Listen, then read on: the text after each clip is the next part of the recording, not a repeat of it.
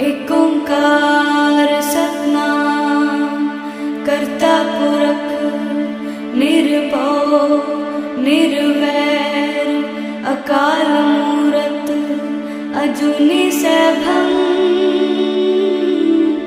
गुर प्रसाद जप आद सच जुगाद सच है भी सच नानक होसी